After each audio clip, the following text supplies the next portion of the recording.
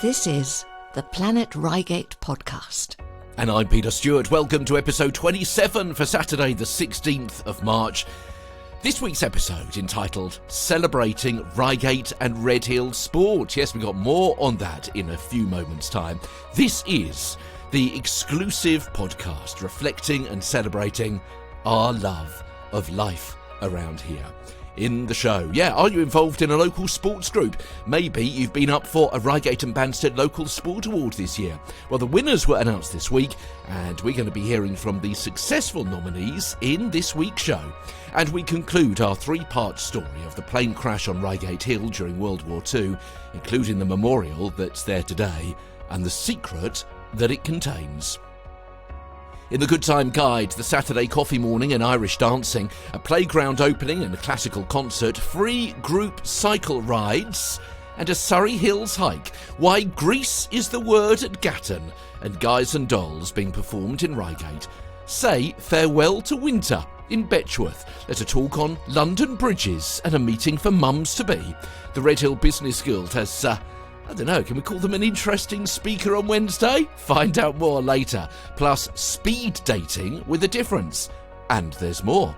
A dementia support cafe in Reigate. Walks from Buckland. A charity quiz night for the air ambulance. A spring concert at Reigate College. Hypnotic relaxation in Brockham. Plus, fraudulent psychics and escapology in Hawley. Also next week, a display about interesting people buried in Betchworth. A nearly new sale in Bletchingley, and Easter not far away. There's a fun day coming soon. Details on the way. And then there's the news. A reminder of the M25 closures this weekend. Your last chance to comment on new buildings in Redhill. Redhill gets money spent on it to address crime and antisocial behaviour. We've got some of those details. More drop-in centres if you're having trouble paying your bills at the current time. Details on how you can stand as the Surrey Police and Crime Commissioner. There is still time. An event for neurodivergent people who live locally. How to contribute to a local food bank, where you can drop off Easter eggs for children in hospital. And from Easter to Christmas, planning is already underway for the Reigate Christmas Fair, and they're after your help. And how much do you know about Bletchingley Church? There's an open day coming soon. There's the meeting of the Charlwood Parish Council, which you're invited to as well. A shop in the Belfry has just got bigger. In sport, we feature stories from Redhill, Merstham and Reigate, and jobs going at a Reigate school as well. And our Planet Reigate stars are from Reigate. And our 60-second soundscape is from Leigh. All that and more in this week's edition of the Planet Reigate podcast. This is the Planet Reigate podcast with Peter Stewart. And as you can hear, my throat is a little croaky this week. Hope it doesn't put you too much off the enjoyment of the show. You have the lurgy has caught up with me. It's been quite a week, actually. Bit of a roller coaster week, one way and another. And I've ended up with most of the week off work. But anyway, that's my problem, not yours. As I say, hope it doesn't detract from your enjoyment of the show. Don't forget to subscribe to the show in your favourite podcast app and tell your friends too. And it's great to see a like on social media. But as they say, sharing is caring. We'd love even more if you shared our content with your followers on your platform or profile as well. And don't forget, you can go back to our archive shows. You can go back and listen to episode 3 to catch our chat about local healthy birth workshops. And in episode 4, we heard more about the work of the local charity, the Children's Trust. But first of all, let's have a look at our post bag from this week. And a few messages after last week. First of all, from East Surrey Calligraphy, who said very excited for East Surrey Calligraphy Club to get its first ever podcast mention. Thank you to the Planet Reigate podcast. Well, thank you for you too for pushing forward handwriting and how useful and neat handwriting is. And I saw during the course of the week on one of the local Facebook groups somebody saying, my child, I think they said about 6 or 7, really bad handwriting. They said they don't seem to be teaching it very much in school. Now, I know calligraphy is something different, but it is still quite important, I think. I don't know about you, but I rarely use a pen apart from to scribble a note. And sometimes, so often, I look back at my note and think, what the heck does that say? I know someone with really fantastic handwriting. It really is a joy to see. It's so perfect. It's actually quite beautiful, the way they form the words. And that's just their knack. They're not putting any effort into it, but that's just how they write. And of course, calligraphy fits in with our story last week with that kind of heraldic scroll, which was designed and produced by students at the Reigate College of Art at East Surrey College. It's a bit confusing, isn't it? But that's the way it works. And they did that heraldic scroll, which is going to be presented to the King on behalf of the borough of Reigate and Banstead. So if you didn't hear them talking about that last week, please go back and listen, because it was really interesting. And also the photographs are on our social media as well. Bob wrote to me and said, the Planet Reigate podcast, thanks for the plug for the British Blues Casting Corporation at the Reigate Manor Hotel this Friday, the 15th of March. Details on our website, bbcblues.co.uk. I'm looking forward to chatting with you on your excellent podcast in the very near future. Bob, appreciate that. Appreciate your comments. And also, Donata Sport and Physical Education, they tweeted in the week, thanks for the shout out. Keep up the good work, showcasing all the good in Reigate. There's so much that happens in and around the Planet Reigate area, isn't there? Of Reigate and Redhill and Merstham, Buckland, Betchworth and Brockham, sometimes a little bit of Bletchingley, Charlwood, Leigh, Hawley, those kind of places. We try not to cross the M25. We try not to cross the M23. We've never heard of Banstead or Crawley or Guildford. And as for Dorking, no. As someone said to me in the week, they said, I think that's where the dragons live.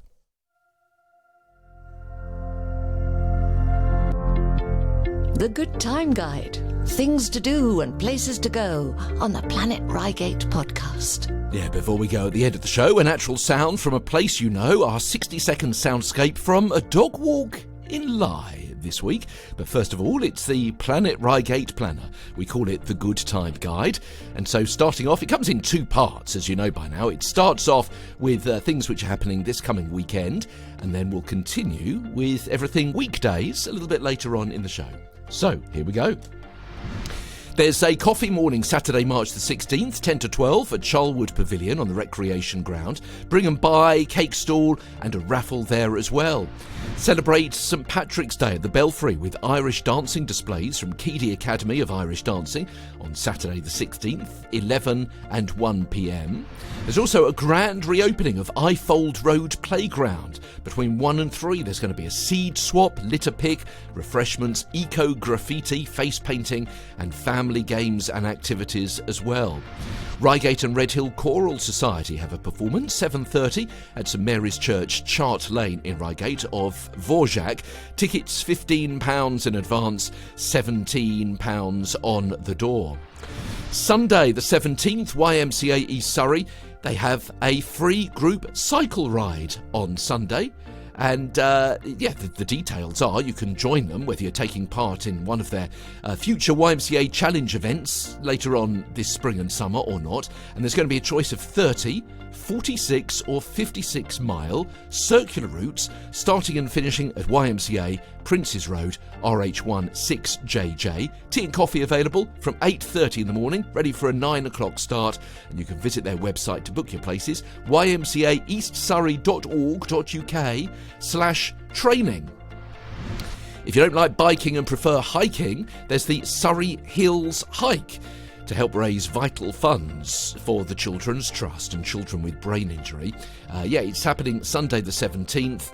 And so if you see people out and about, that is what they are doing. The Surrey Hills Hike for the Children's Trust. Big supporters, as you know, of the Planet Reigate podcast. From the Royal Alexandra and Albert School, they say we're excited, our senior production of Grease. The show's going to be taking place from Sunday till Wednesday the 20th. Lots of opportunities to come and support our talented cast and crew.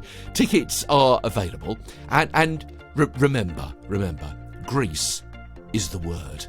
It's got a groove, it's got a meaning. Grease is the time, is the place, it's the motion, and Grease is the way we are feeling.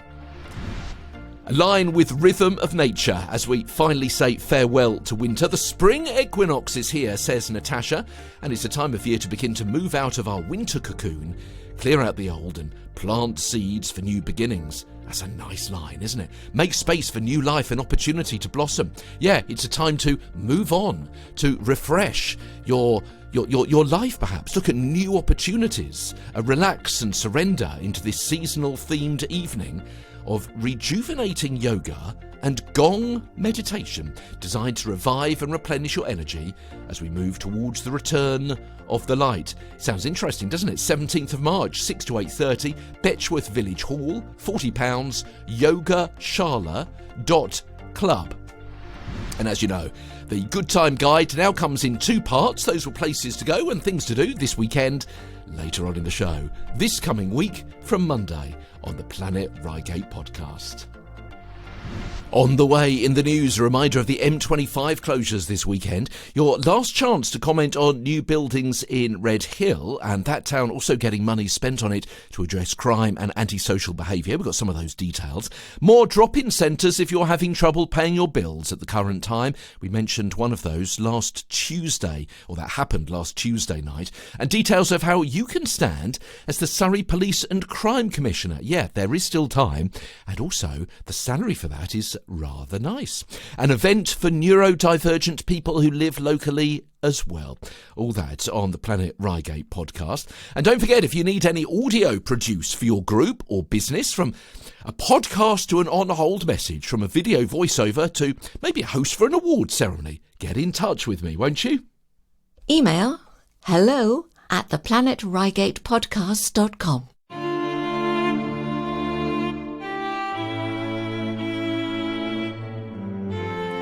You will have walked past it dozens and dozens of times as you walk from Reigate Hill to Collie Hill. That clearing in the trees on the left-hand side, overlooking the town of Reigate, and that memorial dedicated to 9 US airmen who were tragically killed when their plane, a B-17, what was called a Flying Fortress, crashed into the hill on the evening of Monday, the 19th of March, 1945. And that means, of course, that this coming week is the 79th anniversary of that crash, and we conclude our three-part story of telling what happened. So 2 weeks ago, we spoke about the mission the crew were on and what happened on their journey home. Last week, the crash itself, the aftermath, and we remembered each of those heroes who died on that fateful day and spoke about the people from the town who rushed up to help. Our expert guest is Tadworth-based military historian Tim Richardson, who we spoke with at that site on the top of the hill for the Planet Reigate podcast. As you come along, the whole area opens up to your left-hand side. We're standing in basically a field or a glade. It's unofficially called the Memorial Glade. Through the beech trees, looking south, you can see an enormous gap, and this was actually made by the aircraft on that day. Now, over the years, in the 1980s, the site was searched by the army because ammunition was turning up, such as the one I discussed in one of the other podcasts, because they'd fired so little. These are large rounds. Some had actually gone off in the aircraft when it crashed, in the fire that followed it, so the army came up here. Now, items have been recovered over the years, and I would point out at this point, it is, without a Ministry of Defence licence, you cannot dig on a wartime crash site. The army, when they came along, obviously officially, to find this stuff, found bits and pieces and sort of left them on one side. And one of the things they found, we mentioned earlier about the watch with the time on it, and there was a watch found. Now that watch, along with other items, is now in the Wings Museum with the Hunt brothers. They made a very good display of it. They've been very helpful in this, and they did the memorial board as well for us and provided the photographs of the crew. So this is the Wings Museum. It's just down at Gatwick, isn't it? Yeah, absolutely, yeah. Daniel and his brother.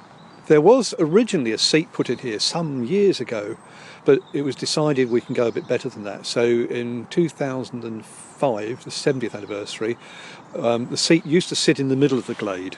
We had the pilot's wife, Mrs. Grimm, she remarried, and son came over as guests of honour. We had a representative from the American Air Force, from the embassy, came here, and we had a letter from President Bill Clinton talking about the special relationship. Yeah, we were really quite chuffed with that. I got two chaps from the Surrey Yeomanry Band, which is not military, and they learnt to do taps, which was the American last post.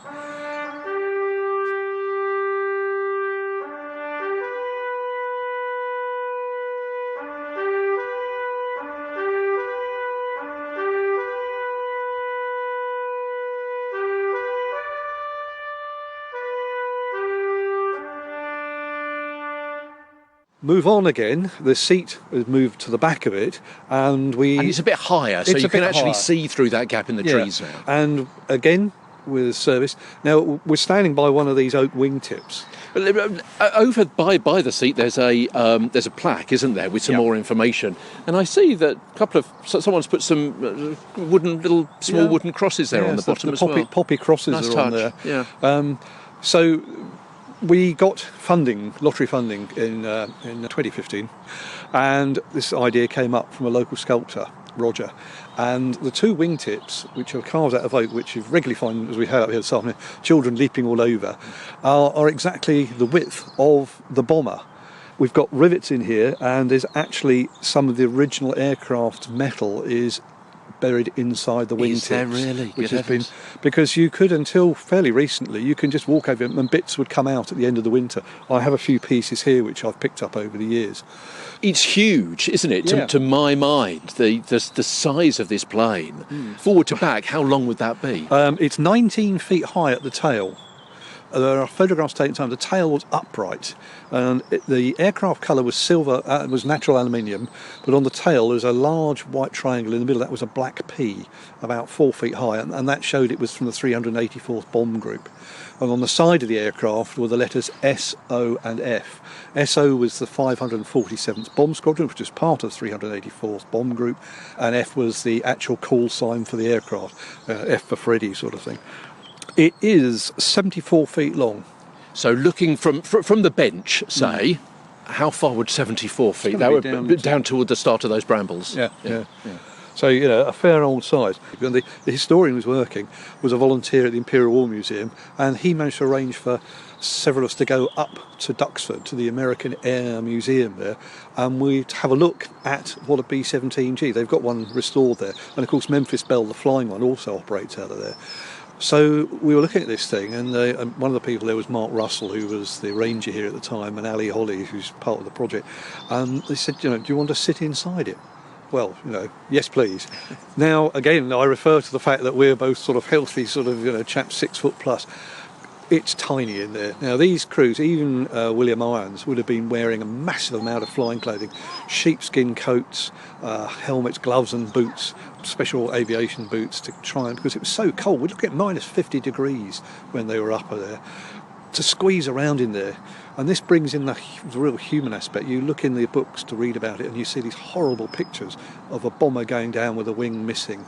In Memphis Belle, if I remember correctly, they actually have one. There's a whole scene of it going in, and the crew saying, calling out, they can't get out, held in by gravity.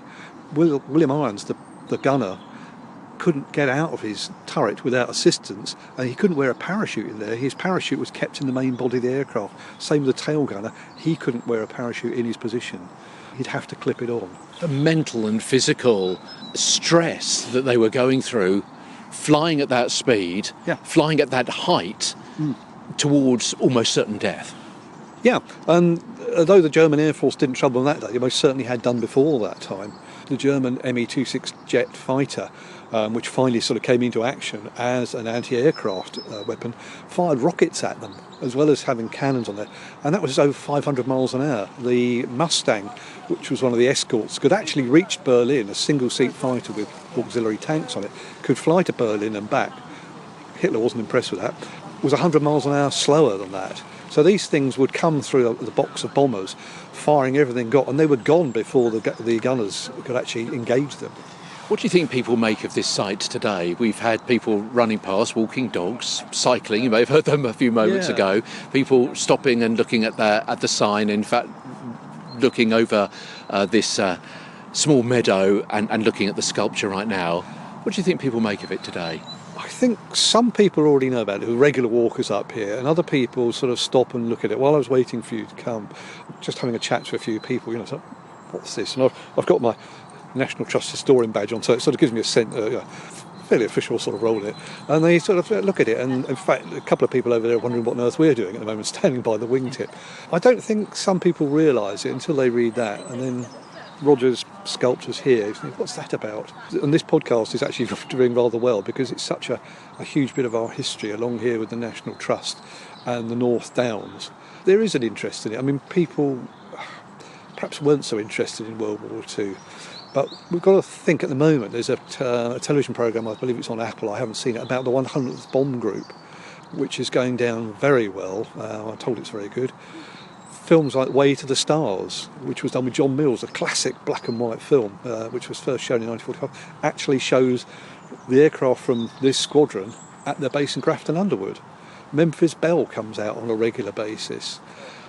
War films, I mean, Al Murray, the famous pub landlord who I worked with before, he actually wrote a book watching war films with my father, which we all did in the 1950s and 60s, The Great Escape and everything else that was there. I think there's always an interest in it, but I think we do think more about the actual human aspect of it. I mean, this was a lump of metal, but inside of that were 9 men who were flesh and blood, the same as we are today.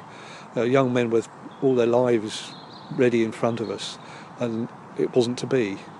I mentioned about the film The Way to the Stars with John Mills and Trevor Howard in it. At the end of it, they do a poem. I was in the RAF in the 70s. My late father-in-law was flying in Blenheims in 1940, a twin-engine light bomber which we were sending out in daylight to attack the French ports, just to remind the Germans we were still in the war while the Blitz was going on London. He died a few years ago. He was actually one of Mackindow's guinea pigs and was treated at East Grinstead Hospital for his injuries. His aircraft was shot up by German Messerschmitt fighters, and the pilot, a chap called Peter Cundy, managed to save the aircraft and got them back and crash landed at RAF Thorney Island, which is near Chichester. When John had his memorial service, he passed away up in the northeast, but we had a local one for him. There is a poem which is in the film Way to the Stars, which is quoted, and I'm going to read it for you because it's just sums it up, and it's called For Johnny. Do not despair for Johnny head in air, he sleeps as sound as Johnny underground. Fetch out no shroud for Johnny in the cloud, and keep your tears for him in after years. Better by far for Johnny, the bright star, to keep your head and see his children fed. And our many grateful thanks to Tim for his time and expertise that he shared with us for the Planet Reigate podcast.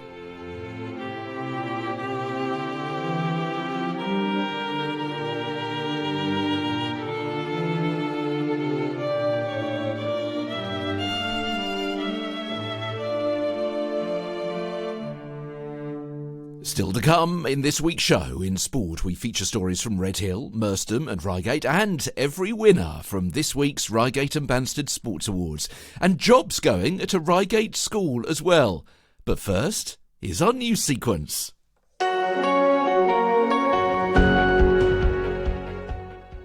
And a reminder again of those long delays during the first planned weekend closure of a section of the M25. Now, mentioned this last week, and okay, it's not at Reigate, but it may very well have a knock-on effect locally. So it's actually between junctions 10 and 11, both ways. That's Cobham and Chertsey. And it starts, well, kind of tonight, if you're listening to this on Friday, which I know a lot of people do. Friday the 15th of March goes through till first thing Monday the 18th of March at 6 a.m. So obviously that's going to include people going to Gatwick and Heathrow airports and Channel ports, and it's the first time the M25 motorway is going to be entirely shut for a weekend. And it's all because of work to demolish a bridge and install a gantry on the section between Wisley and Chertsey. So obviously heavy congestion is expected on other parts of the M25. If people don't know about it, as they come up to that section through our borough, through Reigate and Banstead, Reigate Hill and so on, obviously there'll be those gantry signs. A lot of people may not know about it at all. They may try and get off early. It may mean that they come through Reigate, through Coulston, through Dorking, through Merstham and so on. Maybe try and loop a little bit further down, perhaps go to Gatwick and then kind of inch their way over to Holmwood and so on, and then cross country to Guildford, or even north through Croydon and Sutton and Epsom. You don't know where people are going to go. There's an awful lot of publicity about it, but as I say, a lot of people won't know about this. So the advice is that I heard in the week from National Highways is essentially don't go out unless you need to, which is a bit like the pandemic, really, isn't it? But anyway, you have been, to be forewarned is to be forearmed, as they say. Funding has been secured by Reigate and Banstead Borough Council and Surrey Police and Crime Commissioner Lisa Townsend, bringing together local organisations, businesses and residents to address crime and antisocial behaviour in the town centre and take pride in Redhill. Yes, I did say antisocial behaviour. The successful bid got £265,000 of the government's Safer Streets Fund to pay for a range of measures, including improvements to Redhill Town Centre, targeted youth outreach work by YMCA East Surrey, and 2/3 of the cost of their new youth bus as well, which is going to be working in and around Redhill too. ASB training for council officers and other community partners. Street pastors may be seen in the Redhill neck of the woods as well, and targeted police and council activity to address specific areas and behaviours that are of concern to residents. And, we all know of various incidents that do happen in Redhill. I mean, heck, they happen elsewhere around the area as well, don't they? We often hear about incidents in Priory Park, for example, but I know there has been a couple of quite serious incidents in Redhill Town Centre over the last couple of 3 weeks. So hopefully this will help abate that kind of situation from developing.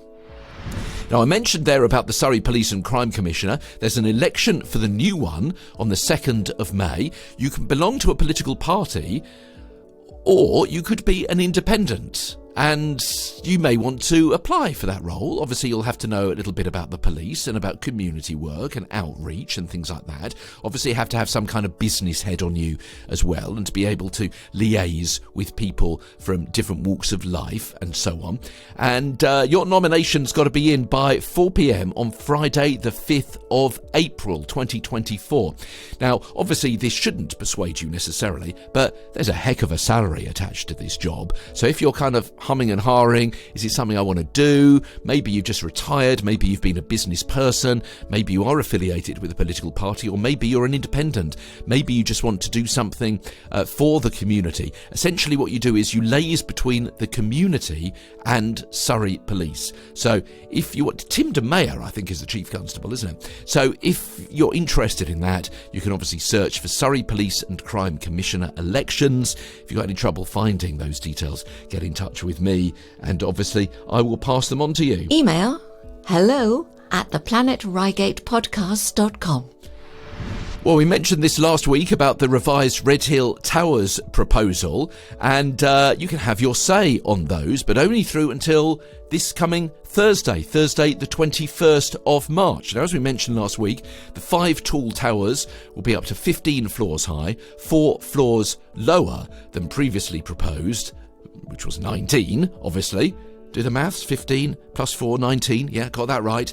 But still, it's going to be pretty high for Redhill, isn't it? But there will be 255 flats. And, obviously, that is useful for people who want to live in our fantastic Planet Reigate area. No social housing, not much parking, and also, as I mentioned last week, the current station parking is going to have a 10% reduction in parking bays as well, and it all fits in with changes to the current entrance of the train station and so on, and where the taxi spaces are going to be, and where the cycle lanes are going to be, and where the rail replacement buses are going to be, and all of that kind of stuff.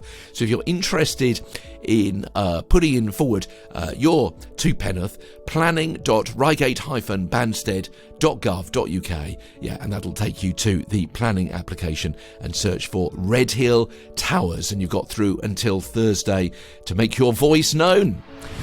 Now, last week we mentioned on the programme about a drop-in event if you're having trouble coping with the cost of living at the moment. That happened last Tuesday night locally, and Raven Housing got in touch with me to say, Peter, did you know that actually we run regular monthly drop-in customer service sessions in Hawley, Woodhatch and Merstham, so they can give advice and support, general information and guidance about repairs, paying rent, support with tenancy related issues. Obviously, Raven Housing is a tenants kind of association, isn't it, in the main, but they'll also be able to give you cost of living support and advice as well. So if you're interested in those, First Friday of the month, 11 till 1 at Hawley Community Centre, Albert Road. Second Wednesday of the month, 12 till 2 at the Woodhatch Community Centre. Third Wednesday of the month, 12 till 3 at Merstham Community Hub. You don't need an appointment, you can just drop in, have a chat with somebody, and if you want more information, raven@ravenht.org.uk. The Good Consulting Company is organising a neurodivergent-friendly networking event in Reigate in partnership with Joyfully Different. That's a good name, isn't it? As their regional champion in Surrey, they're excited, they say, to bring this opportunity to the community, looking to connect and collaborate with like-minded neurodivergent entrepreneurs. Do join us, they say. Tuesday the 2nd of April, so a little bit of advance notice on this one, between 7 and 9 o'clock at the Town Hall in Reigate. So maybe you're keen, maybe you're neurodivergent yourself, you want a bit of extra support and advice in operating your business. Maybe you're a manager, maybe you've got a couple of members of staff and you need help in understanding what their needs are and how they think and how you can support them in their day-to-day work. And I would suggest that the Good Consulting Company are probably the people to get in touch with. You can look them up on Facebook. Okay, that's the first part of our news bulletin. Still to come, we've got how you can donate to a local food bank and also donating eggs for children in hospital. And also, we've got news of Christmas as well. Plus, celebrating and fundraising for Bletchingley Church House function rooms. And also, if you live in the Charlwood neck of the woods, you'll be interested, I'm sure, in their parish council meeting, which is this coming Monday. We'll tell you what's going to go on there. Plus, Redhill Business Guild meeting takes place at the Light in Redhill this coming Wednesday, and on Thursday there's a special business networking event at Hartsfield Manor as well. We've got the details about that.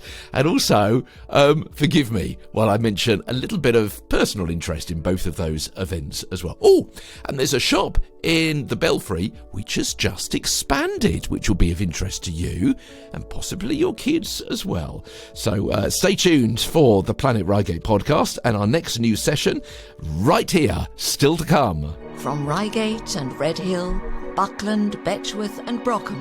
Great stories from places you love and people you know. This is the Planet Reigate podcast. Yeah, so our news feature continues in a few moments' time. Plus, of course, we've got every winner from the Reigate and Banstead Sports Awards. Planet Reigate Stars. Thanking local heroes who are out of this world. Yeah, let's sprinkle a little bit of stardust on a local hero. Oh, and please remember to subscribe to the Planet Reigate podcast so you don't miss an episode, and you can do that via your favourite podcast app. So got this message in. Want to say a massive thank you to a Reigate couple my son and I met recently. I was taking my son to London to watch QPR, and all the trains were cancelled from Redhill. The couple saw the disappointment on my son's face and offered us to jump in their Uber. It was so lovely of them. We did make the game. Fortunately, we lost 2-0. But just a lovely gesture from both of those people. We hope you both enjoyed your day in Brighton together. Lovely to see there are still some lovely, decent people in this world. And thank you so much again.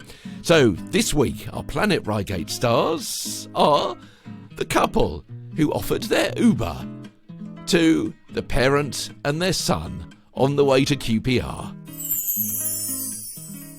This is the Planet Reigate podcast. I'm Peter Stewart. Do you reckon my voice is going to hold out for the rest of the show? We do hope so. Recording it in various parts and taking lots of swigs of water and hot lemon drinks as well in between all of these different sections.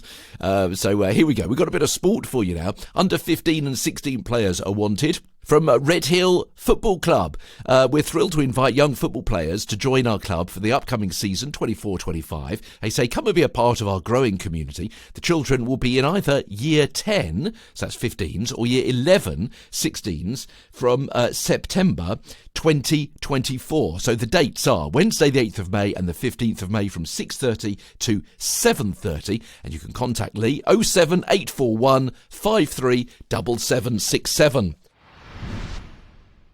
So I can see from their logo that Redhill Football Club was established in 1894, and I can see from Merstham Football Club's logo that they were founded in 1892. Boy, oh boy, we've got some really old clubs here, haven't we? But are still doing some fantastic things.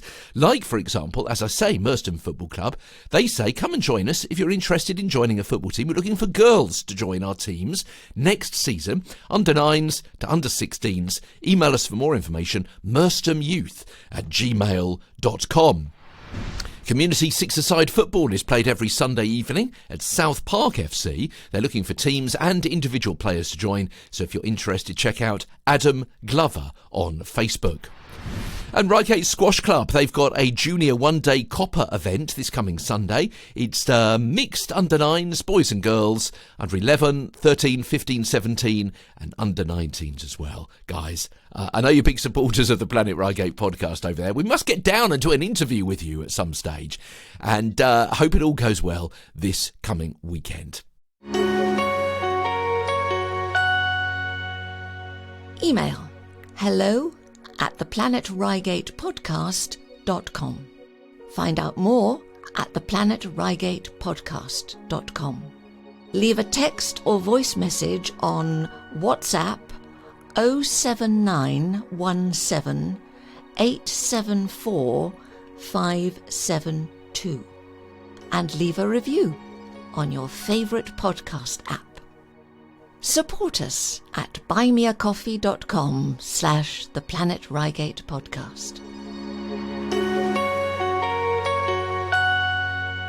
Now, last week we heard about the heraldic scroll designed by local students, which is being presented to the King, and about this weekend's M25 closure, and the development of Reigate Fire Station and Redhill Train Station and Aqua Sports at Mercer's Lake. And Aqua Sports have been in touch with me this week, actually, and said, Peter, you really do need to come down and see what fantastic things we've got going on here at the lake, and how we're going to be making things bigger and better for this coming summer and for years to come. So talking to the guys at Aqua Sports, and hopefully we'll be down there in the next few weeks, and you'll be able to hear about that on the Planet Reigate podcast coming soon. Next week, the local performance poet who's appeared on stage in LA and on TV here and goes into the area's schools to inspire young people about words and writing and mental health as well. And now, part 2 of our events listing to help you plan your week ahead in the Planet Reigate area. It's called The Good Time Guide. The Good Time Guide. Things to do and places to go on the Planet Reigate podcast. Well, as you know, the Good Time Guide now comes in 2 parts. Earlier we heard places to go and things to do this weekend, and now our Good Time Guide for the coming week from Monday the 18th. And the Reigate and Redhill Society, they've got a Zoom talk on London bridges at 7:15 on Monday, free for everyone to join. So get in touch with ReigateSociety.org.uk if you want some more information on that. On Tuesday, are you pregnant and looking for a relaxing space to go to every month?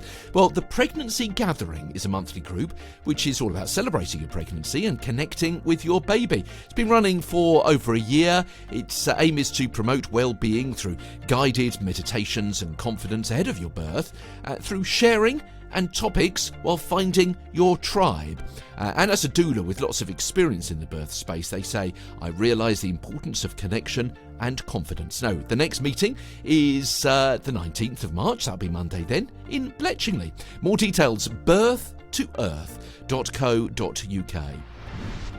And on Wednesday, the Redhill Business Guild meeting takes place at the Light in Redhill. All starts at 5:30, so there's an hour of networking and having chats with people at the bar, followed by the meeting itself where they talk about the development of Redhill, and they have a couple of interesting speakers as well. Now, you kind of don't have to be a member first of all. You can just go along and see what it's like, and then you consider whether or not you actually want to join. But they do like to know that you're going to be going along. redhillbusinessguild@gmail.com. Now, I would particularly like you to go this coming week, Wednesday the 20th, the Light in Redhill at 5:30, because, I just said they got someone that's talking as well.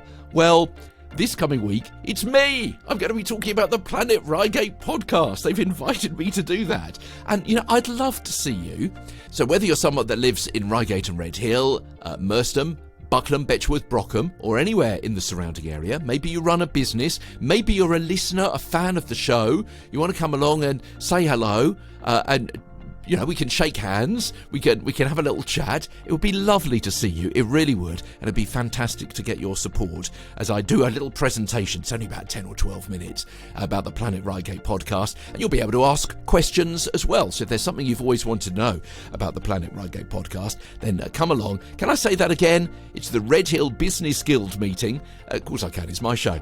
The Light in Redhill, 5:30 this coming Wednesday. I would genuinely love to see you there. So, as I say, if you're a local resident, if you are involved in a local business, if you're a member of the guild, if you're a listener to the podcast, Redhill Business Guild, the Light in Redhill, 5:30 on Wednesday. On Thursday, the 21st of March, Reigate and Banstead Business, they say, join us for an extra special networking event celebrating the achievement of women in the borough. So it's on the 21st. They're going to be hosting a learning lunch in celebration of International Women's Day. They say we've got a fantastic lineup of inspiring speakers who will share their stories, experiences and insights, followed by a panel discussion. So it's going to be Nazanin Nankali, the founder of Power Tutors, Anna Randall, the owner of The Speakers Coach, Amelia Hunt, fabric designer and entrepreneur, and Laura McCartney, the strategic head of organisation and transformation at Reigate and Banstead Borough Council. And they say, whether you're on your own business journey or simply looking for personal inspiration, this event is for you. Join us at Inspiring Women, and the free event is open to all. So those learning lunches are free events, and they happen at the Town Hall. If you want some more information, as always, get in touch with me and I'll pass those details on to you. Email hello@theplanetreigatepodcast.com. Also on Thursday and Friday is the concerto competition for the Reigate and Redhill Music and Drama Festival between 4 and 9 at Reigate Grammar School Recital Room. It's a fun and friendly festival with competitive and non-competitive classes for instrumentalists, singers and actors, including choirs and instrumental ensembles, and a new organ session as well.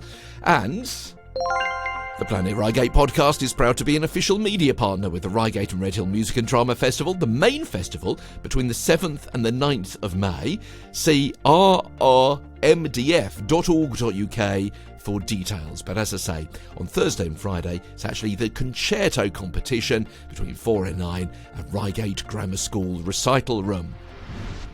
Now, we mentioned the Redhill Business Guild a few moments ago. There are several business guilds across the area. Here's another one, which is RH Networking. So as you might understand by its name, it's a little wider than just Redhill. It's all of the RH area.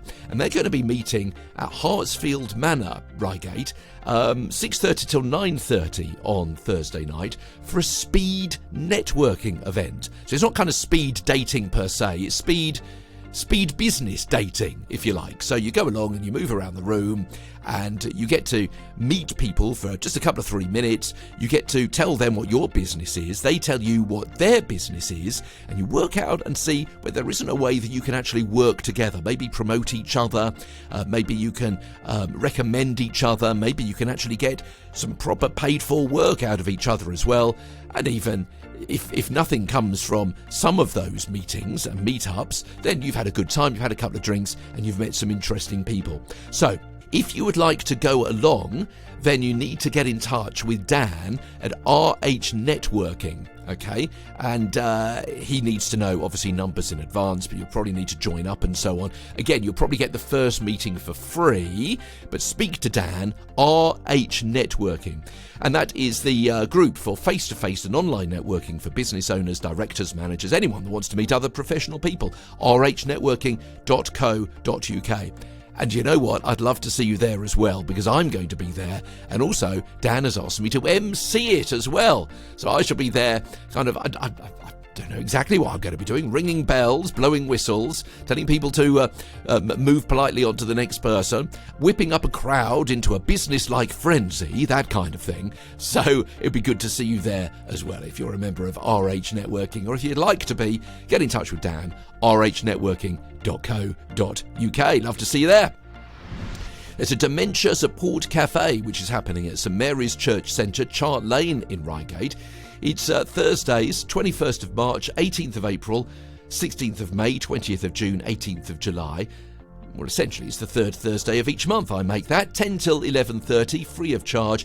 It's for people with memory loss or dementia and their unpaid carers. So you can go along, have a cup of tea or coffee, have a chat. There'll be arts and crafts and games and quizzes and reminiscences as well. And you know how important all that is if you've got a relative, as I have, who's suffering with, or has dementia, I should say.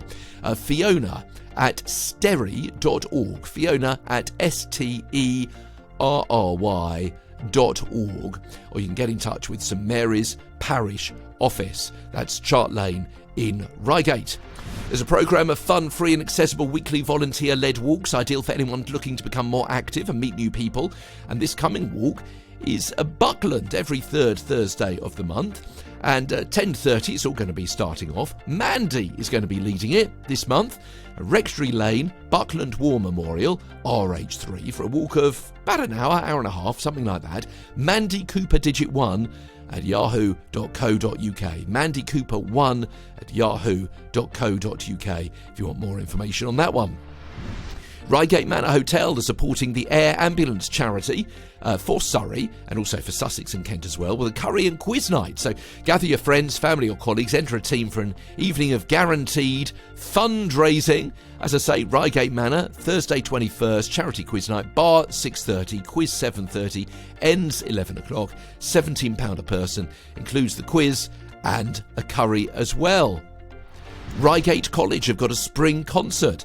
Yeah, the music department invites you to share in an evening of diverse music making, introducing 2 brand new ensembles alongside our more established groups. I say our students have been working really hard to prepare the repertoire for their performance, which for our uppers will represent the last time they'll perform on campus in a large-scale concert. Thursday at 7.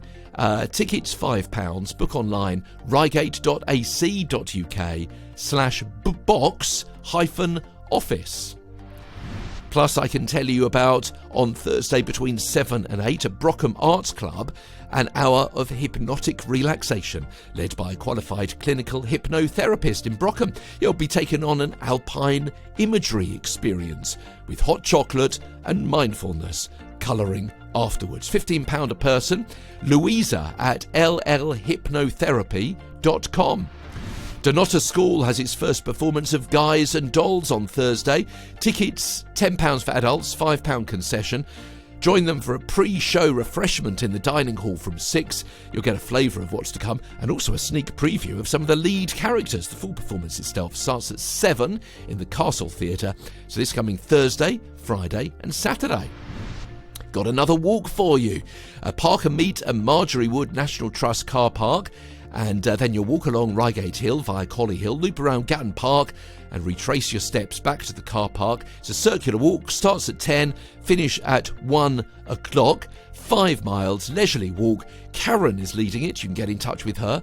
07772 269559. It's really small typeface here. 07772 269559 if you want some more information on that one.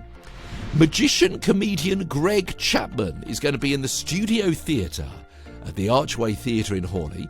He's going to be performing the Non-Psychic Show on Thursday. Yes, an evening of magic, comedy and thought. A 90-minute show investigating the techniques and history of fraudulent psychics using magic, escapology, comedy and more. Sounds as though it's going to be a little like a kind of Derren Brown, doesn't it? Who obviously is fantastic, as we know. That's 7:45 at the Archway Theatre in Hawley. And we've got a little clip now of Greg. Now, let me tell you what happened. Greg recorded this for us, but it wasn't very clear audio. So we've buffed it up with a little bit of AI to clean it up a little bit, to make it sound a little bit better, but Greg does not have, as far as I'm aware, a German accent. But the AI, still not brilliant. You can hear him better, but it has given him a German or a Swiss accent. Which actually kind of fits in rather well, doesn't it? With psychics and mystery and science and escapology and things. Anyway, here's Greg. My name is Greg Chapman, and I'm currently on tour with my non-psychic show. This show is coming to the Archway Studio Theatre on the 22nd of March. And this is a lovely, intimate little venue, which means there aren't a lot of tickets left to get yours while you can. This show is not about whether or not psychic powers are real. This show starts with one basic premise. At least some of those people who claim to have psychic powers are frauds. This show tells some of their stories, how some of them were exposed, and shows you how a magician can recreate what they do. Sounds really interesting, doesn't it? And we always look ahead to the following Saturday as well. So Saturday the 23rd, this is an unusual one. It's an event called Buried in Betchworth. It's an exhibition in the Hamilton Room, Church Street in Betchworth, Saturday the 23rd, Sunday the 24th of March between 10 and 4. Well, it says here, Wills, Women, War, Life Stories, Grave Matters, The Lost Vaults, Churchyard, Inquest, Burial Ground, Drownings. It's produced by Betchworth Village Archives, so essentially you can hear all about interesting people and life stories of people who are buried in Betchworth. So it kind of fits in a little bit with our previous item, doesn't it? Maybe it's a little bit macabre, but I don't know. I think that sounds really, really interesting. So I'm going to try and get along to that myself. Buried in Betchworth. It's an exhibition rather than a talk. Saturday 23rd, Sunday the 24th, 10 till 4. An exhibition in the Hamilton Room.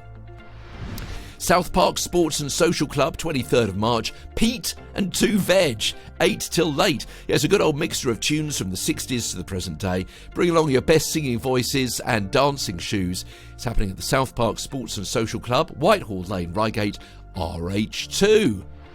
Steve Johnson says everyone's welcome. Come and enjoy a fabulous evening of entertainment, great clubhouse, friendly atmosphere and cheaper drinks. Members free, non-members just £2 each. Everyone loves a bargain. There's a good chance you'll find one at Grange Meadows nearly new sale Saturday the 23rd. Household items, clothing, collectibles and more to rummage through, with the occasional pause for refreshment at the bar. Yeah, it's at the Pavilion at Grange Meadow in Bletchley, Saturday the 23rd, in aid of the Caterham Food Bank. It's a community nearly new sale. It's between 11 in the morning and 5 in the afternoon. Get great deals on household goods, antiques, collectibles, toys, furniture and much, much more as well. More information, Linda is your lady, 07815 842133. Woodhatch Community Centre has an Easter Fun Day, 23rd of March, 10:30 till 2. There's going to be an Easter egg hunt.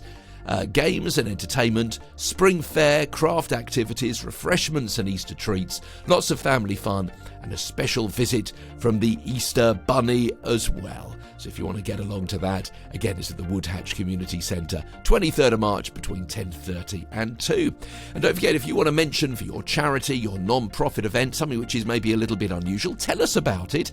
You can fill out the form that you can find on our website. Find out more at theplanetreigatepodcast.com. Or you can email us. Email hello@theplanetreigatepodcast.com. And of course, you're more likely to be included if you've given at least 2 weeks' notice. And of course, if you've interacted with us before, you've got in contact with the show about something, or if you've shared the show before on your social media, we get so many. We just take the pick of the bunch. So you're more likely to get mentioned. If you've kind of promoted us in the past, then we'll be happy to promote you as well, and vice versa. That's the way it goes. On the Planet Reigate podcast. Now, have you ever thought about a podcast for your charity or cause or business or interest? Well, a podcast doesn't need to be all bells and whistles, but neither does it have to be two people talking to each other for an hour on a dodgy Zoom link. They can be any duration. They can come out as often as you want. In 2023, I finished a series of short daily podcasts that ran every day for 1,000 days. Yeah, it's true, but they were just 2 or 3 minutes each. So, my audio production and presentation experience may be able to help you. So, get in touch if you'd like to talk to me about podcast production.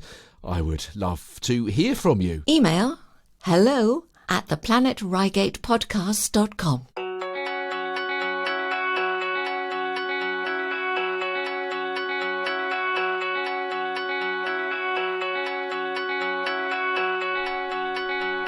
Of course, we live in one of the best bits of Britain, don't we? So many clubs and societies, fantastic business and countryside, and of course, so many volunteers and sports groups as well.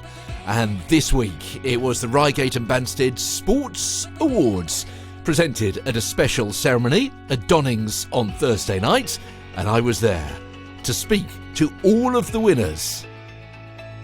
I'm Holly Elliott. I used to play for the under-16s Polecats, Reigate Priory. We have just won the Junior Team of the Year award. We won in Nottingham, the National Final T2 Cup, so we were against everyone in all the teams in England, and we won that, which was really incredible, which we weren't expected to do because there was a lot more. Well, we fought better teams than us, but clearly not. It was the best thing ever, and yeah, we weren't expected to win at all. It was a really hard match as well, so it was really good. It was amazing. It was so good. Everyone put their all into it. Like, it's never going to happen again. Our team's never got that far before, so it was a one-time thing that we had to put our effort in, so we put our best effort in. And what is it about hockey that actually does it for you? The team I play for I just love everyone in it. My best friends started when I was like 6, so it was just so good. It's the team. Yeah. And who else do you have to thank? Ang Harrod, Dave Tharp, Jonathan Smith, Richard Taylor, Damien McLaughlin. I feel like I've missed someone out. Jude. And what have you just won, Jude? I just won Young Boys of the Year for doing a boot library and litter picking. People can go and donate boots and take some for if their boots don't fit anymore. So if I've got a pair of old football boots, what do I do? You can either take them straight to the boot library at Merstham Football Club, or there's some donation box around that you can put them in that we collect them up. But they must be really muddy.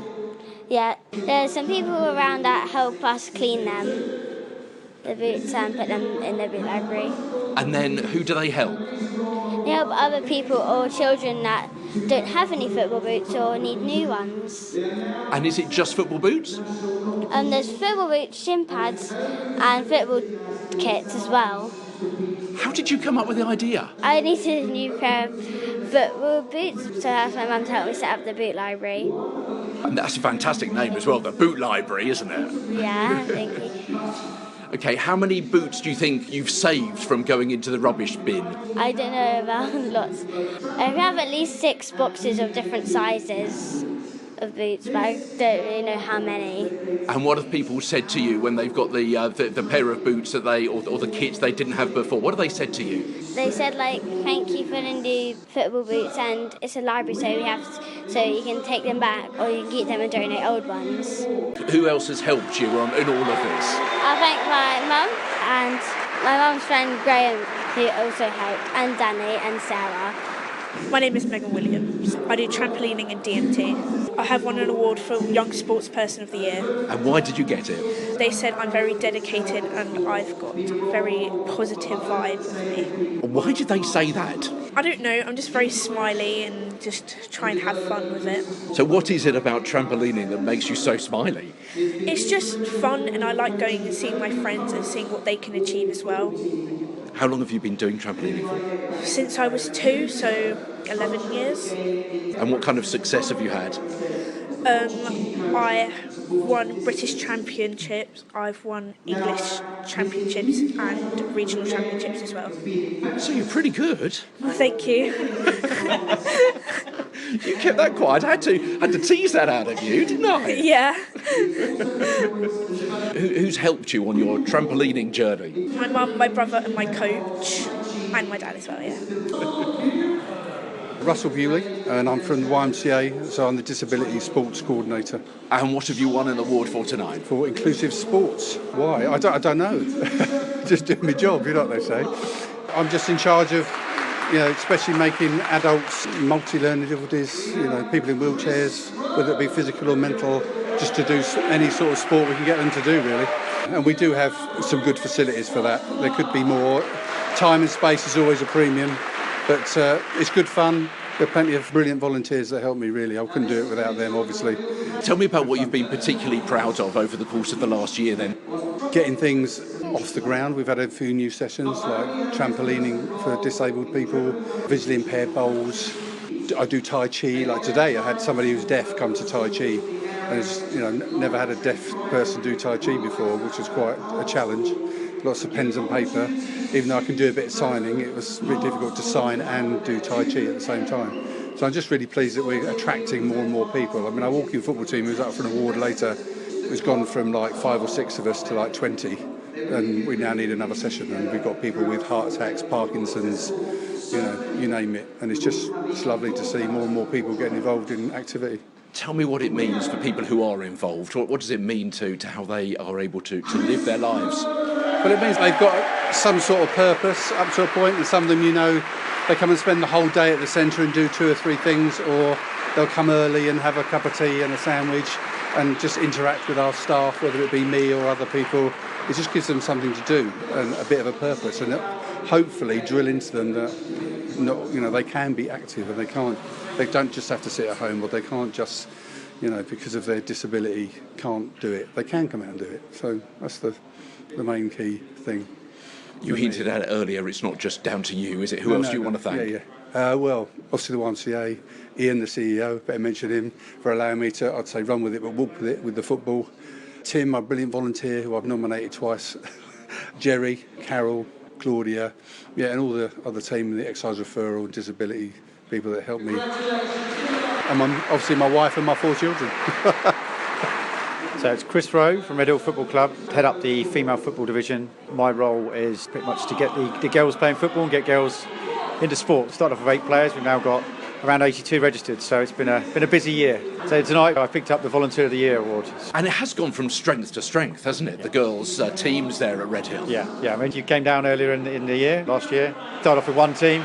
We've now got 6 or 7 teams. We've just started another under-8s team, so and we look to double that next year. It's always been about getting girls into sport, getting girls playing sport and enjoying themselves, having fun and developing at the same time. So it's been rewarding and it's been a lot of fun as well. When I started with my daughter 18 months ago, girls football wasn't necessary. It was on the rise because there was a lot of the England team doing so well, the Lionesses, but a lot of it in school has been quite difficult. I think a lot of it, the girls get left behind a little bit, so we've gone into schools and helped out as well, but there's definitely a lot more of a drive for girls to play football. And I think people are getting on board with that a lot more than they ever have, so it's a good time to be part of the girls football and girls games. It's obviously been a lot of work for you, but you've undoubtedly had a lot of support as well. Who do you want to thank? My daughter for getting me back into it, I think, for one, and I think probably my wife for putting up with the fact that I'm not there, and a lot of the club as well have been great support from the club chairman, the youth chairman as well. They've all been helping along the way, getting kit, that sort of stuff. So we've got a committee that we set up now as well, so they've all been helping along the way as well. So it's been really good. So my name is Martin King. I'm part of an organisation called PM Active, which I run with my wife Rachel. So we've just picked up the Changing Lives Award for the work that we do for children with additional needs, specifically those with special educational needs and disabilities. We're working with anyone aged from 6 up to 18. Everyone we work with would have some kind of additional need, perhaps an educational need or a physical disability or a health condition. And we're working with them both through their schools, the local council, and also activity clubs and youth clubs that we've set up so that they can come along, have fun and engage with other people of their age who enjoy doing the same things. And tell me how that does change their lives. What does it mean to them? Hopefully it means a lot. So we got into this because we wanted our own children to have things that they could do. They've got their own additional needs and we wanted to provide opportunities for them. So we see as parents what it means for them to be able to get out, make friends, stay active, do things that aren't sat in front of a screen and being quite so passive as perhaps they would otherwise be, and the confidence that gives them. And the enthusiasm that gives them to try new things. That's what we see, and that's what we're trying to do for the other children that come along to our groups. Sport's important to everyone. There's obviously the physical benefits that we all know about, but there's the mental health benefits as well, which are really important. Being outside, being in nature, just getting some exercise, perhaps getting some time to reflect on your own thoughts as well if you're doing a sport that allows you to do that. But just socialising, making friends, talking to people. A lot of the kids that we work with will go to school outside of their own community, so they'll be taxied into a school that may be 20, 30 miles away from where they live. So when the weekend comes, they've got no one that they can talk to. Hopefully what we're doing here is giving them an opportunity to socialise and make friends in their local area. Who else do you have to thank? My wife Rachel is absolutely the most important person I need to thank, because she's my partner, she's the driving force behind everything that we do, and my children as well. They're brilliant, and if we didn't have them, none of this would have happened. No one else would have been able to access our services, and we wouldn't have the inspiration and the motivation that we have to just keep going. But you know what? Every child that turns up at our groups, they're incredible. We love working with them all, and they all give us the energy to keep going. Steve Bouillet, I coach mainly football, but I also coach special needs people cricket. I've won the Coach of the Year, Reigate and Banstead. I'm absolutely over the moon with it. And what was the citation? Why have you won it? That's for other people to say, really. I do put a lot of effort into it. I love my sport, and I love young people, and I love developing young people in the borough. So how many people do you think you've helped over the years? Well, I'm an old man now, 64. I've been working with young people for about 40 years, so a few thousand, I'd argue. I'm lucky that I'm still in contact with a lot of people that I've coached over the years, and they tell me that I did help them improve in what they did.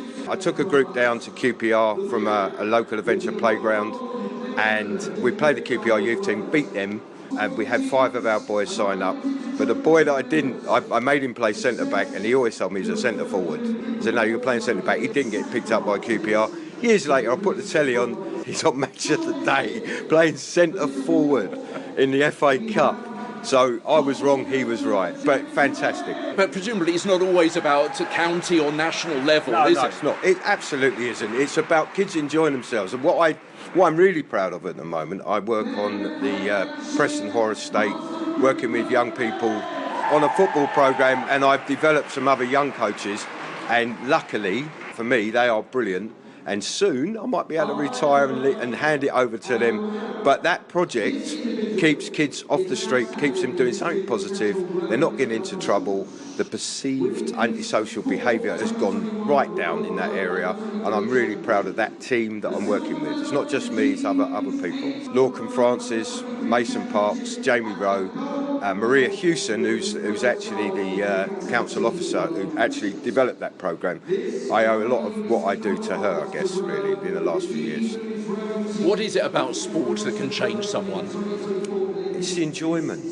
It's enjoyment, and it's achievement, sense of achievement. But the big one is teamwork. And the last thing I would say to all my teams before they go out, and we've got a big Surrey Cup semi-final next Friday. Enjoy it. My name's Stuart Aldrich. My sport is hockey. I've won the Senior Citizens Sports Award. I guess it's for playing hockey, which I love and enjoy thoroughly. I've been very fortunate to play with some great players and win lots of things, which is fantastic. Hockey is really quite big in the southeast of England, doesn't it? Yeah, it's big in the southeast. We're fortunate to have a lot of good breeding grounds for schools. It's getting bigger across the country. A lot of schools are starting to play it more and more. I think it's starting to get on television more and more as well. Like most sports, you can play at any age and play on AstroTurf now, which is a bit kinder than grass in my old days. Yeah, it keeps you fit and healthy like a lot of sports, but it's good fun, good team sport. And it's the Senior Citizen Award. Sorry to mention that, but it sounds as though you've been involved for quite a while. Tell me about that. So I played at Kingston when I was 11 at my school. And when the children were growing up, I stopped, but then got back into it. Somebody asked me if I could play a game. And now I play for my country, which is very, very, it's a huge honour. Huge honour. And presumably you want to thank other people who've helped you on that journey. Loads, yeah, there's loads, too many to mention really. My wife, especially for giving me the time. My kids, a guy that got me back playing when I was about 35, 40, Rob Pike. It's very special, yeah, very special to get me back involved. Sounds as though you've given a lot to hockey. What has hockey given to you? It's given me a huge family of friends, all ages, great people, lovely. I am Raymond Wood. I'm representing the Welcountian Blues. Their women's team are European champions. I am a former male player. I am a past president of the South of England Men's Lacrosse Association. I've been in lacrosse for more than 50 years. The Welcountian Blues, who play at Woodmansterne, they are the European champions, English champions, and the Southeastern champions of England. And yet you don't hear much about lacrosse, do you? No, it is very much a minority sport. Unfortunately, in recent years, women's lacrosse has got overshadowed by the drive of the FA and the RFU to promote their own sports, which are professional sports. They throw lots of money at their sports, and that has an adverse effect on minority sports. So, fair play to the women who want to play football and rugby, but they are not the only sports in the world. So why should people get involved with lacrosse? What is it about lacrosse that's helped you over the years? It is a great team sport, and I have formed friendships with people all over the world through this. It is a very, very social game. So why do you think this team has won Team of the Year? They are extremely successful, and they have brought together a group of outstanding players. And when I say outstanding players, Emily Gray, who has played something in the region of 75 times for England. She is the head of lacrosse at St Catherine's School in Bramley, near Guildford. Her school teams won 3 national titles last year. Also in the team, Claire Farram. She is the head of lacrosse at Putney High School. And Putney High School have an outstanding record at national level too. She too is an England international. So these women are now driven by the fact that women's lacrosse is included for the first time in the Olympics 2028. And we've got that impetus right here in our borough. Absolutely. Hi, I'm Oliver. Hi, I'm Jacob. Hi, I'm Melissa. We've won the Club of the Year at the Sport.WHAT'S. It's a tight-knit community, so we're a really great club for everyone to be around. What is it about trampolining? What does it for you? It's fun. It's not like normal exercise. Like, you're actually learning how to do cool skills and then going to compete them and showing everyone what you can do. How successful is the club? We've had multiple people going to national competitions, coming top 10 in the country, which I think is a great success. The club's open like 5 times a week, and sometimes it's double sessions and stuff, so it's quite a lot of training, upwards of 8 hours to sometimes like 12. A lot of young men like yourself will be playing football or rugby, things like that. Why trampolining? Why aren't you doing football?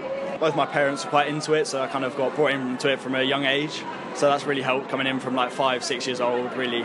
It's all individual people, but we are all really close together and we all support each other at competitions and, yeah, have a lot of fun. Can be nervous sometimes, there's nowhere to hide. You're all out there on your own. If it goes wrong, it's only down to you.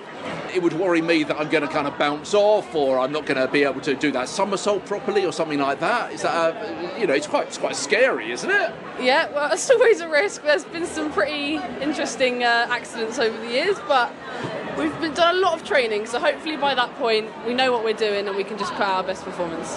I really want to thank our head coach Jane for just always being there for everyone. Our club wouldn't be possible to run without her. She's always there, always helping everyone, pushing everyone, making sure we're always being where we need to be. I want to thank especially the older, the more experienced people in our club, like Melissa, who have really been role models for especially me and Oliver throughout the years. With me now is Craig Penrose. He's the Leisure Operations Manager for Reigate and Banstead. This evening really goes to show how important sport is in the borough, yeah? Well, 100%. So this event, I believe, is 20 plus years been going on, and so it's really important that every year we recognise everything that's happening across the borough in the sporting world. And there are so many individuals, teams, volunteers, coaches who are all putting their efforts in every week. There's lots of calls on budgets and time, isn't there, for a council? And one might imagine that sport could be an easy thing to trim, but actually it's more than that 90 minutes on a pitch on a Saturday afternoon, isn't it? Oh, 100%. Sport goes a lot further than just the time that you're playing it. It supports your mental health, it supports your physical well-being. That it's important that we invest in that and invest in the people that do it to ensure that we are building kind of a better landscape for people to follow on to as well. And so many of the clubs and groups and teams represented here tonight run by people who give their time for free. Just some of the stories you heard this evening, people who volunteer and they got back into it just because their children started getting interested in this sport, so they give up their time to go and do it. You hear it across the country, but lots of these grassroots sports literally could not happen without the volunteers that give up their time to do it. And also we've been hearing about some county and national successes as well. So that's got their grassroots here in the borough. I think Reigate and Banstead is very well represented in the county and everything that we do. And what I love about these awards is kind of the wide eclectic range that we get represented at these awards. That there's the obvious ones you go to, your football, your rugby, we've got bocce, we've got lacrosse, bowls clubs, and it's important that we're recognising every type of sport, not just your traditional ones as well. So how important is sport for Reigate and Banstead? Sport is different for everyone, and it's important that I think everyone makes that time to do it. It creates the opportunity, it creates confidence, it creates the support to your mental health, your physical well-being. That just because you might see elite sportsmen doesn't mean that's what you've got to strive to. But I think getting active, getting out there and doing something is incredible for yourself and for the people around you, and then for the borough as a whole. And congratulations to all of those winners. Yeah, we spoke to somebody from all of those winning teams, groups, or indeed individuals, apart from one. The sports person of the year was Holly Dunford, representing GB Women's Rowing, and Holly wasn't able to be there on the night. And congratulations to the club of the year. You heard those three young people near the end from Max Force Trampoline and DMT Club. Congratulations to all of them. And great to meet them for the Planet Reigate podcast.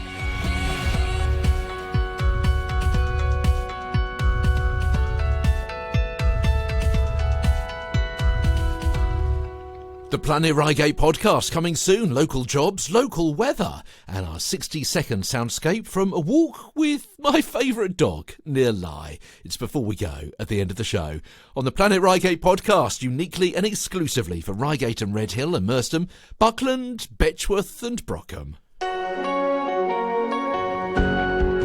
And here's our news part 2. If you're shopping in the Belfry, it's easy to make a donation to St Matthew's Food Bank in the trolley just outside M&S on the lower level. You can also scan the QR code to donate there as well. Please support the collection of Easter eggs for East Surrey Hospital's Children's Ward. If you can, pop an extra one in your trolley and drop it into Skipton Building Society at the top of Church Street, Redhill. And that reminds me that, of course, last week, or maybe it was the week before, we mentioned that NatWest Redhill branch are collecting Easter eggs for children at the Royal Marsden Oak Centre. You can take it into the NatWest Redhill branch on Station Road, just near Costa there, and they'll be delivering them to Royal Marsden on Wednesday the 27th of March, so they've got them in time to give to the children. Well, from Easter to Christmas, yes, I know it's the C word, it's that time of year that the planning is well underway for the Reigate Christmas Fair. And the organisers of which tell me that the invitations have been sent out to stallholders, and they've got a fun-packed event in store for everyone this year, and they're looking for the following. They're desperately after roasted chestnut sellers and German-themed food sellers. So if you can help with any of that, do get in touch with Reigate Christmas Fair. You'll find them on Instagram. Bletchingley Church House. They've got a celebration and fundraising event on Saturday the 16th of March between 2 and 4 with refreshments. They say, please do come along, meet some of our user groups and find out how the building is used for the community. The afternoon will include a presentation by giving thanks to those who gave so generously for the renovation of Church House, which was completed in 2017. And if you don't know it, the Church House charity is a self-funded and non-profit making charity, provides an affordable community space hosting diverse groups in the community and further afield. And they say nearly 8 years after the renovation and having been closed during the COVID pandemic, we now need to raise funds for essential maintenance.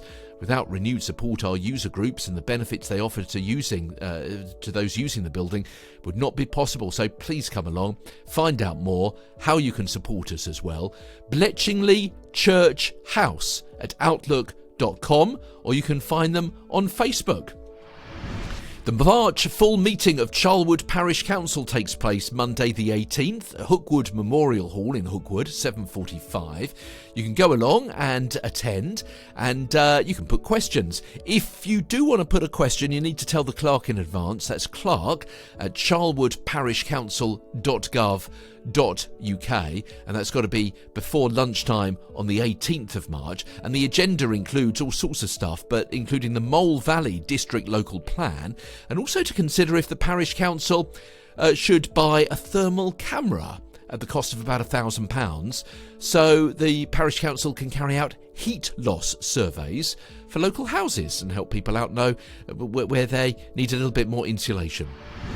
Forgive me for mentioning again the Redhill Business Guild meeting at the Light in Redhill, 5:30 on Wednesday, with an hour of networking at the bar, followed by the meeting itself. If you'd like to go along and have a little chat with other people who are there, and also hear about the developments and changes happening in Redhill, and also hear from a certain speaker who's going to talk about the Planet Reigate podcast, they do like to know in advance. redhillbusinessguild@gmail.com. And also I mentioned this as well, it's on Thursday, RH Networking.